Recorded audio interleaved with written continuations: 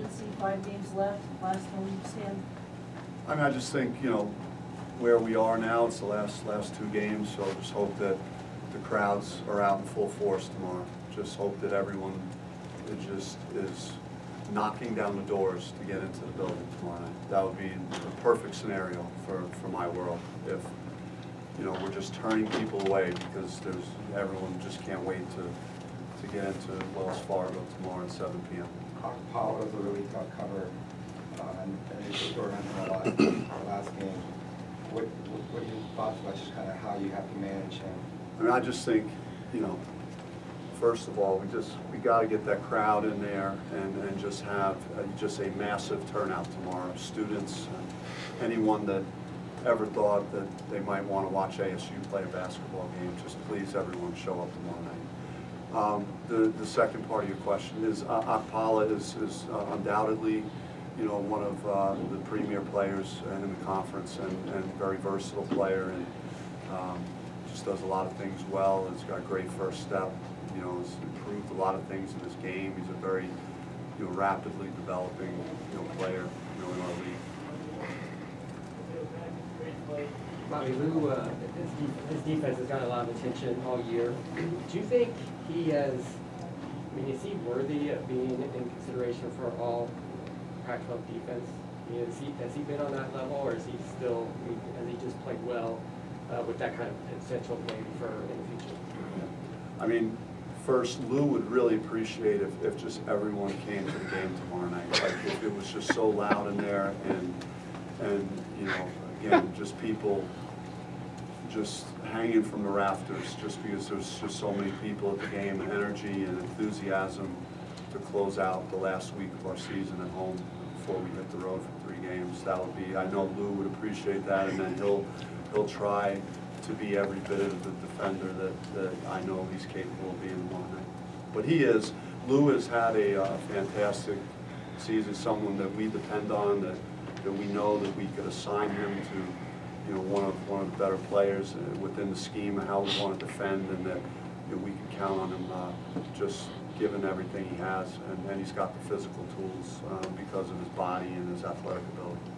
Upon rewatching the Utah game, did you see different things you liked and how you guys got open for shots? Well, first of all, they had a great turnout at the game. Their crowd was unbelievable. It was loud there. You know, as you can imagine, I was not very well received, nor were our players, and it was so it was a hostile, tough environment, you know, to coach in and for our players to play in. But, you know, I just in terms of what happened on the court in that game, our offense came to life. It was balanced. It was you know, multiple guys, and at different times, different junctures of the game. That was the great part of it. If you have several of your best players all playing well together, then really good things are going to happen. And you know, Lou got us going from behind the line, hit some big threes early, and then, you know, Rob was consistent throughout the game. Zylan had to deal with foul trouble, but, you know, he came out like, you know, a man possessed in the second half, rebounding, scoring. So when you have multiple guys, Remy was very good throughout the game. So you go right down the line. It was one of our better performances on the season. Another reason for the crowd to come out is probably show respect for Zylan Cheatham. Might be his last 2 games in Tempe. You obviously had high expectations when you first got to the program, but he exceeded your expectations in some regard?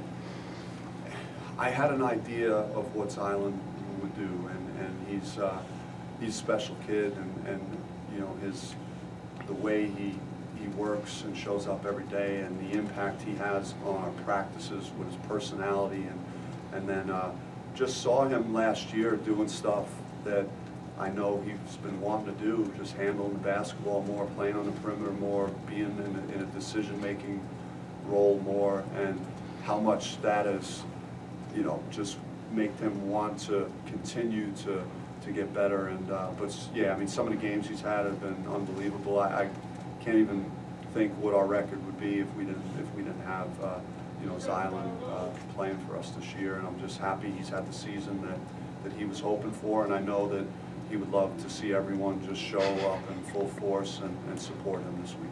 As a hometown kid, it might be easy to do that. Yeah, and he loves the area. That's a big part of the reason that he came to Arizona State, because he wanted to get back, in his hometown and perform in front of, all the people that watched him in high school and see how far he's come as a player. And so I hope everyone can't wait to come out to see him play this week also. Do you talk to your team as if this were a single elimination type situation, games at home at this late in the season? I mean, we've tried to adopt that mindset of thinking that way now, not because of like what this guy's bracket says or something. It's kind of based on where we are in the season, the stage we are, and knowing that very shortly we're going to be playing for our season in a single elimination, platform, no matter what tournament it is. So, you want to be thinking that way. Like you got to play with a level of desperation, and I thought that we didn't execute well in Colorado and didn't make enough plays to win, but I didn't think it was a lack of effort issue.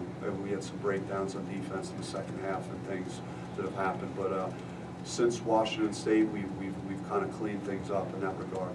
To piggyback off that, Coach, I mean, guys have had big games, whether it's Gonzalo on the board or Lou from the field, Braha, Remy. And I mean, and ASU too, I mean, if they all put that together, I mean, do you feel coming out of the stretch in conference play and going forward that, I mean, it's a pretty scary team for other teams to match up against and face? I mean, you don't know that you could get that many guys playing well. You just hope like that you get enough, and we had everyone clicking very well, and the basketball was moving very well. We had a great assist total in that game. Just did a lot of great things on offense. Threw the ball inside. Shot the three well. We didn't favor one or the other. It was excellent balance. And yeah, I mean, there's a lot of good players in the locker room that I have confidence in. If we play the right way, and then we're a really tough team to play against. Coach, Stanford has a strong front court presence, obviously, with Sharma and Paula and De Silva. So to what extent do you feel like that forces guys like Remy and Lou and Rob to step up in a big game? You're talking about Stanford, right? Yes. Yeah, I mean, Stanford is right now, they've won 5 of the 6. They've won 2 in a row. 4 of our last opponents were 20-0 coming into, games that we've had to play. So we've hit teams playing well. Stanford's playing very well. They're 5 out of 6. So again, everyone should want to come to the game because they're playing so well, and our crowd should show up because of it's a game for positioning and how we finish in the conference, and they'll get a chance to see a team that is playing at a very high level. We touched on Paula. Sharma is coming off a huge game. He's always a guy that's been very difficult for us to go against. So there's a lot of great storylines for him on it.